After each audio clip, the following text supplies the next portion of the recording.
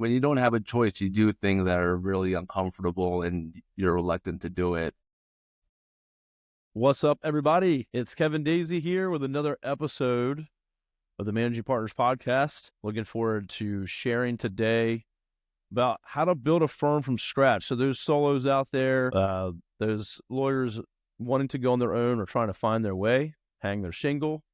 We got a cool story for today, and Liam's going to be here sharing his experience and what he knows. So I'm excited to get into that. And first off, I always want to get a shout out to my friends and sponsor at Answering Legal. Well, Liam, welcome to the show. Glad to have you on. Having me. Honor and a pleasure to be here. You as well. This is all about you. It's your show. I'm just here to look good if you're watching on video.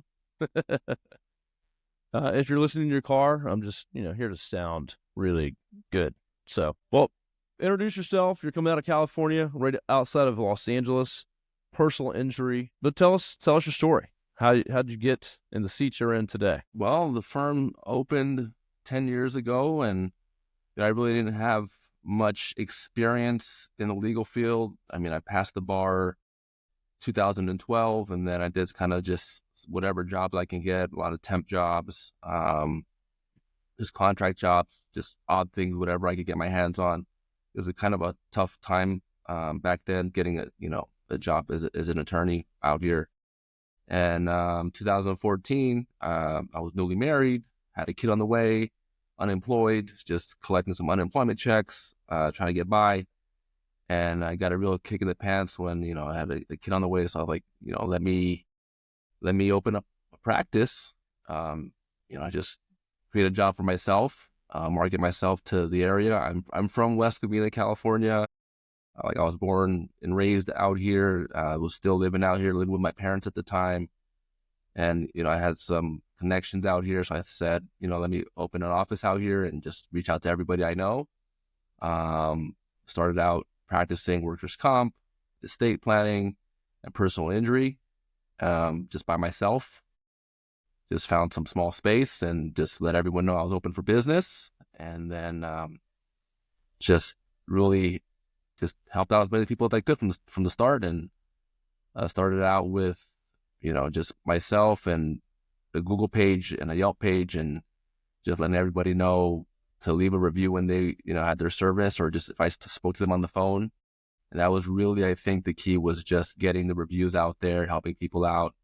And, at a time when that wasn't that popular yet. So since then it's, grew from me to now there's 20 people here, including myself. That's awesome. Well, so to back that up, I mean, that you were at a kind of a low point, right? I mean, you were scrapping, you were, doing what you could, but had a kid on the way.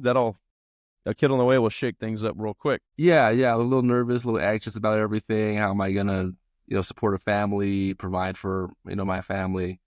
And I thought, just open an office now, and I could think if I just grind away, put a bunch of hours and just figure things out, it'll work out. I'm really optimistic. I was really optimistic. I'm just kind of an optimist. And I thought, yeah, if I just pour myself into it, give it my all, why wouldn't it work out? So just really thankful that it did.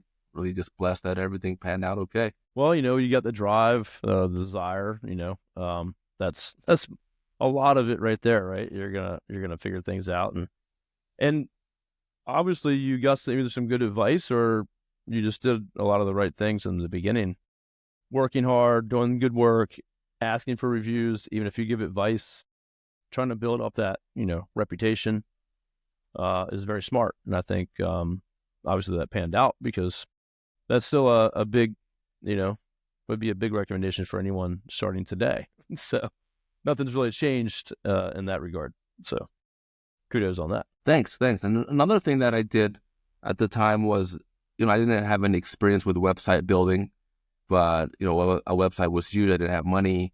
And I just thought, let me just create a website and just put a bunch of content online. And I would just grind away, past midnight, just making content to show up. I would see what's out there. And, the competition wasn't like how it is now. People weren't focused on SEO then like how they are now. And back then, if you looked up West Covina car accident attorney when I first started, nobody was really doing it. And then I did it, and then 3 months later, it was just my face on page one for a long time. So yeah, I think just really hitting the SEO hard, creating a bunch of content online was just really instrumental in building the practice.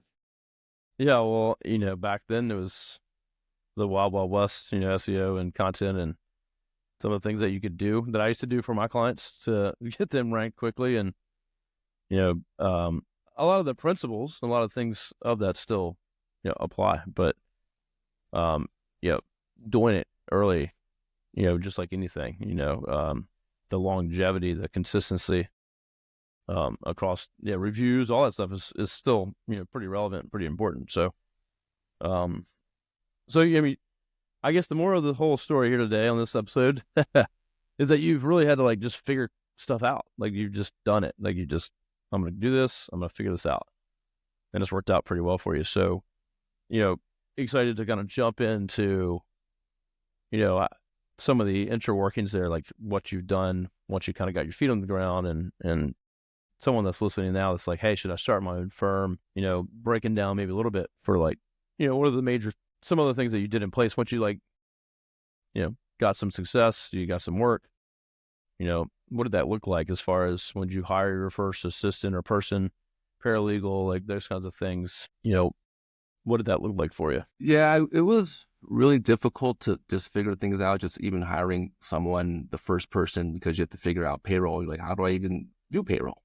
Or how do I make sure that I'm in compliance with employment laws? So, you just ask questions to the right people. I think that was really important too in the beginning. Like I didn't really know that many people in the field, so I just reached out to anyone. Like I would go online and find attorneys and just email them and ask them questions. And thankfully, a lot of people are really, really just out there, and they're so willing to help.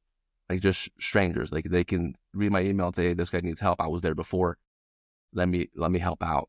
And I think not being scared to ask people questions and not being embarrassed to ask questions is really important to figuring those things out when you're starting. And another thing is, which I think was really important, is just keeping overhead low to start. Like if you get a win, you're like, okay, this is great. This is, $5,000-$10,000. Instead of, taking that off the table and using that for yourself for whatever expenses you have, just reinvest that into the firm. And that is a principle from day one is, great, the money's here, but what's more important is using this money for the firm to continue to grow. That's huge. Well, I liked your tip, your first tip though, reaching out to people, asking questions. LinkedIn these days, maybe a little, you could connect with another attorney and ask them questions. You can message them, and people are very nice. Most people are nice, and a lot of attorneys that I know are very nice people, and they give and they coach and they teach, and so I think that's a great tip: is reach out to others. You'll be surprised with what you'll get back. And then what you just said with the expenses. There's a good book that we follow here is called Profit First. But it's really just a way to, pay for the stuff you have or run on a budget that allows you to take a little bit, but everything's accounted for. And me and my partner, we actually now at the point where we track our return on investment into the firm. So if we ever leave money in the firm or put money back in the firm or the companies that we own, it's a better return than anything I've ever put money into. And so if we invest back into our companies, we're always going to be better off than if we take it out and buy something else or put it in the stock market. It's just for us, it's always been a better return. And so I think it's important. And if you don't start out that way, like you're saying, you just go off the rails, you're buying stuff, expenses, bigger, better offices, way before you deserve to have it. And then you just get stuck in this machine, with lots of overhead. So great tip, especially for someone starting out. So. Yeah. I've always just in my personal life just had a saying to just live below your means. So if I live below my means, I'm not going to need to take that much money from the firm. I'm not going to be stressed out, say, oh, we need to close this case, or we can't reinvest for ads, or we can't take this risk.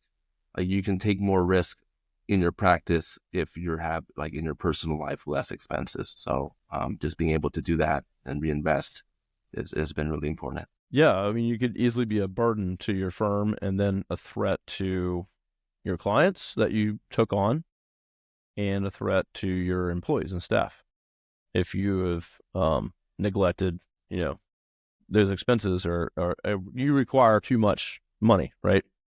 Then it puts a stress on the whole company, which again, it's bad business, and then it's not good for your team and staff if you're stressing out trying to close cases all the time. So, yeah, very good Yeah, point. and I think if your staff sees, like, that if you do live a luxurious lifestyle, and they see where the money is going to fund that kind of thing, then I think that would build a lot of discontent. Oh, it's going to. I mean, there's no way around it. It's like, I've had clients in the past that, because we do marketing for clients, but where the owners they like show up on like a marketing call when they're tight on cash. Like, hey, they're literally taking everything from the company. Like, I knew them enough because they tell me, oh, I took out this much for this month, like $1 million, like, and then they'd be like, oh, well, I need more money. It's like, well, you just blew a ton of money. Like, so they kind of live like that. Like, oh, everything's great, take a bunch of money out, and then go, crap, I need more money. And then they be looking at us, and it was just a roller coaster. And the staff was always leaving, and ups and downs, and the whole company lived to put money in their pocket pretty much. And yeah, they never built Yeah, a that sounds culture. like a toxic environment. Yeah, Very toxic. Yeah. Everyone talking behind their backs. I can see it. And there was, again, a client at the time, not anymore. You can see it. You can feel it. If you go to their office, you know, all these people churning out, stuff like that. It's just the client, the culture you're going to create for sure. But so, yeah, being responsible out the gates, I think, I think it's hard. I think some lawyers can get successful quickly, especially in your field. And it could probably be easy to splurge a little bit. So, yeah, it gets pretty tempting. I think a small case for us is a $15,000 settlement. That's $5,000 in attorney's fees, and a big case, there's, $100,000 at that time was a big case for me, and I got $33,000 from it, and it's just like, wow, I could look. The first thought is like, what can I buy with that? What kind of car can I get with that? Oh, I can get a nice used BMW with that, but that the best thing? No, that's not best big picture. Maybe right now it will be happy for a week or so, but big picture, you got to reinvest that, or just to make the practice grow, make the firm grow, make it better.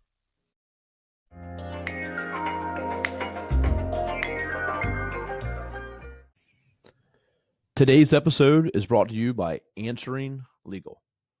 Now, I just switched my company, Array Digital, over to Answering Legal, and it's made my life a whole lot easier. If I can't get to the phone, their 24/7 virtual receptionists take the call and take them through a full intake process, so we never miss new business again. Now, Answering Legal has been at this for more than a decade, and they specialize in answering phone calls for law firms like yours. They even have a brand new, easy to use app, and they integrate with all the top legal softwares and platforms. So, for my listeners today, we actually have a special deal of a 400-minute free trial offer of Answering Legal services that you can try out by going to answeringlegal.com/array. You can also call 631-437-4803 and use special code DAISY. That's my last name, DAISEY. So go check them out, and let's get back to the show.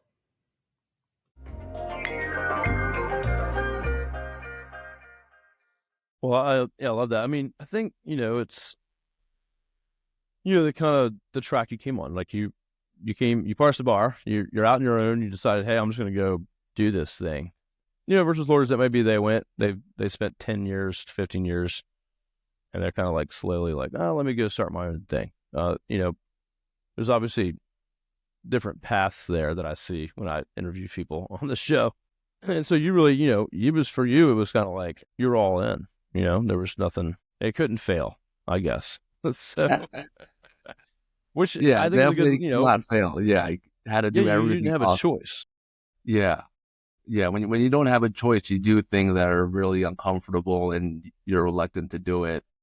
Like I had to reach out to all my old friends and family that I haven't spoken to in months or years even, to let, to say, hey, I have a firm. If you need me, give me a call, when it's, purely just for me to grow my practice versus me reaching out genuinely to these people. So that's a weird situation, right? And then I have to reach out to strangers or people in my community and ask them for help. Like, oh, how do you manage this? Or in the case, how do you do this? And it's a really humbling experience, but when you have to do it, you do it. You put your Yeah, ego. one of the things me and you chatted about, we chatted a couple weeks ago, or a couple days ago, is putting yourself out there, right? Like you're literally like, hey, I need help, or I need business. If you need anything, I'm here to help you. And I bet your friends' family didn't think anything bad about that. They wanted to help. So, but I think it sounds scarier. Like, oh, I don't want to do that. I'm above that. It's just uncomfortable. Yeah, it's especially at the time I was 32 years old, and for me to hang a shingle and say, hey, come to me, I'm really good at what I do, when I don't have that much experience compared to everybody else in the field. And I think they can see it because I look back at my old pictures that I posted. I'm like, oh my God, I look like a kid, right? Why would somebody call me? Yeah. So yeah, dealing with that was tough. So I started my own company when I was 23, and I've struggled with that because how do you take anyone serious that's so young? And so I worked hard at that, like building a network, reviews, testimonials, referrals, because that was really the only way. If I walked into a room and was like, hey, I want to do your website, your SEO, or whatever, it was like, who's this kid? You know what I mean? So it was not till I was probably like 27, 28, 30, like oh, people are starting to kind of respect me, but I at that point had time under my belt, and that's tough. If you're young, coming right out of the gate, it's going to be tough. It's going to be hard to be taken serious, or hire people that are older than you to be attorneys on your team, right? Yeah. So yeah, that's hard. Yeah. But you got to bring in the expertise. So you're around 20, you said 20 some folks at this point? 20, yeah. 20, 20, including my wife and I. My wife is also an attorney, and she's been a huge help too. She's a co-owner here. And yeah, without her help, we wouldn't be where we are today. She's taken so much responsibility off my plate, where I can focus more on, growing the business. So was she an attorney before, or was she going to law school, or how'd that work out? Oh, when we got married, she was already an attorney. Yeah, so I brought her on, I think, after 2 years of the office being open, and I started getting some clients. I was like, hey, you know what? This is really going well. Getting a bunch of clients, getting a bunch of cases. You can leave your job and come over here, and this thing will really take off if we get that help from you. So yeah, she came in early on, and it's just been growing since. I mean, there's, of course, like during COVID, it was a little bit tough to grow because people weren't on the roads, getting some accidents. But yeah, it's just been an upward trajectory since then. We just keep going. Well, so COVID was definitely challenging for the PI space. What are some of the things that you focus on mainly there in PI? Is it car accidents? What's like, is there anything specialty that you focus on there that you see a spike in? We handle mostly car accidents. That's mostly the space that personal injury is involved in. I mean, we take on other cases, dog bites and slip and falls are really popular too. There's some other just kind of odd ways that people can get injured. But generally it's car accidents. Yeah. Like 90% probably. Yeah. Yeah. So that seems to be the majority. I just figured I'd ask. See if there's any pedestrians or any things like that, bike accidents, stuff like that. So yeah, that seems to be pretty much across the board. But so with your 20 folks, kind of what's kind of the team dynamic over there? Is like attorneys, associates, paralegals, Yeah, staff? let me see, we have 4 attorneys total, including myself and my wife. And then we have 4 case managers. And then we have, after that, it's the support staff, requesting medical records, handling property damage, negotiating medical liens. Yeah, it's kind of just support staff handling those focused aspects of, the personal injury space. That's awesome.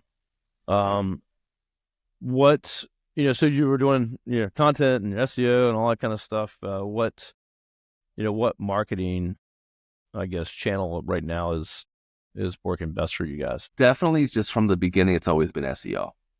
SEO is, for me, the most important aspect, probably outside of referrals. I haven't done the numbers exactly with referrals from previous clients versus SEO, but I mean, we wouldn't have those referrals if it wasn't for SEO. In most situations, it's not like it's mostly friends and family. These are people that stemmed from finding us online from Google or from Yelp. But yeah, that has been the most important thing for us from the start. I mean, we tried everything just to kind of get a feel of what has the biggest return. Print, we've tried billboards, we've tried radio, church newsletters, and everything works a little bit. Like, you get a client wherever you put money in, but the return isn't as much as SEO. And I think organic SEO has been the best for us. Pay-per-click, and the like is too expensive for me. Like, I don't like it. I can't stomach the cost. It's $500 for a click. I can't do it unless you do the right keywords. And I mean, I know but I can't. Well, I know it can get very, very competitive, very expensive. Yeah. So, well, yeah, it's good to hear. I mean, I was at a conference in Phoenix. It was Ben Glass, his group, Great Legal Marketing, and it was actually funny. I was standing there with a few competitors of mine, Blue Shark and Hennessy, and some other agency owners, just kind of chatting it up. And we all believe in SEO. We love SEO, but some other attorney was like, "Hey, well, explain SEO." And this lawyer that was standing there with us actually answered the question, not the SEO people in the room. And he was just like, "Well, it's everything. It's your whole reputation online. Like, so whether it's reviews or LinkedIn or Facebook or your website content, what people say about you, talk about you, if a website's linked to you, if the news mentions you, it's everything about you instantaneously. And so you should always be working on building those things up and adding to the fire. And so, where radio and TV, they have their place. They might increase a little brand mentions, which does help SEO, kind of. But it's just, what are people saying about you? What's your reputation? Do you do good work? Do people look your name up and search you? So SEO is a lot more than just content or a website. So I just like that because it really is not just, hiring a company to do it like us. Like, it's you and your team have to be in the community. You have to be doing a lot of other things that help support all that. You know what I mean? So it's truly being a good firm and doing good work, and that other people talking about you really is what SEO in my mind is. So good job on that. Yeah, thanks. I absolutely agree about that. SEO is everything. I mean, it's your reputation. I think 2 clients I built good rapport with them, potential clients, and they actually told me, like, "Hey, I decided to go with somebody else because they have a better reputation online." And at the time, I did not have, articles in different publications. I didn't have feature articles in newspapers or things like that, like nice little icons and logos from other publications or just newspapers. I didn't have those things. So I said, I need to get that because clearly people are looking at it. And people were nice enough to tell me, "Hey, this is what you need to help improve on. So if 2 people told me that, how many people are thinking that, right? Yeah. Yeah. So I went out and I did some PR, and I think I have some, always looking for more, but yeah, that's part of it. Yeah. Digital PR podcast, right? This will go up on YouTube and he'll be tagged, and if you search his name in the future, you'll find this video, right? So it's just one little more thing, right? This I mentioned about the law firm, I mentioned about him. So yeah, SEO's everything, everywhere. So just be putting stuff out all the time. So yeah, I mean, I did some YouTube videos just myself talking about car accidents, and I go back and I have, I don't know, 10, 30 views on it. And I'm like, okay, it's not really doing anything. But later on, I find out like, we saw all your videos, so that's why we called you. All right, that's great. It works. Yeah, you might have made 50 grand from that one person, or or $5,000 at the minimum. So yeah, yeah. It's not about like, how, like this podcast, how many downloads did I get? How many views I got? It's about the right people that see it and connect with you because they saw it or they read it, So of course, you want to explode that and make it bigger, but you could put one thing out there. Someone goes, you know what? I connected with this. This is what I was looking for. I have this case, right? Yeah. And so, just putting stuff out there and be consistent and having a good reputation. Yeah, I agree. Yeah, I love it. Well, so you really, from the bottom, clawed your way into business ownership and did pretty well. So impressive story. And then COVID, of course, threw a wrench in there, and you still came out the other side. So it's good stuff. What is the best way for our listeners, other attorneys that are listening that connect with you? Maybe they don't have a resource in your area. Maybe there's some referral opportunities. What's the best way for them to, reach out to you or connect if they have questions? I give my cell phone number to anyone that wants to use it, 626-252-2168. Feel free to text it. Texting me is the best. If you call me, I think it's just probably a spam call, so I don't pick up all the time. But if you text me, I get back to you. Awesome. Well, hey, if anyone wants to connect with them and maybe you didn't listen to that quick enough, or you're driving your car, just pop me a comment or reach out to me. I will totally connect you guys and make sure that connection's made. If they want to email me, lem@lemgarcialaw.com, that's good too. Okay, lem@garcialaw.com. lem@lemgarcialaw.com. Got it. Awesome. All right. Well, everyone reach out to him, ask him any questions. Just like if you're starting out a new firm, I'm sure Lem would be glad to tell you what he did. And if you have questions like he had when he started out. So I think that's just a really good tip. Get uncomfortable, reach out to local attorneys that you don't know and say, hey, how did you do this? Or you'd be surprised how many people are willing to help and just talk shop. I got competitors that I actually go meet with for drinks in my local area. They're law firms. They're competitors in the same area. We go out and talk shop, and I'm a marketer. I don't even run a law firm. So yeah, there's a lot of good people out there. So if you look, you'll find them. Yeah, there's enough for everybody. We can help each other out. We'll make it together. That's right. Well, Lem, I appreciate you coming on and sharing your story today and kind of what you've gone through and what you've built. Some important lessons in there. Don't go crazy with your expenses, your overhead. Reinvest into your company, to your firm. It'll definitely pay off. It has for me. And do SEO. If you do it yourself or hire somebody, it doesn't matter. Practice it all the time. So, Lem, will you stay on with me? Everyone else, we will see you in the next episode. We appreciate you listening. Thanks for tuning in. If you want to connect with him, let me know. I will make that happen.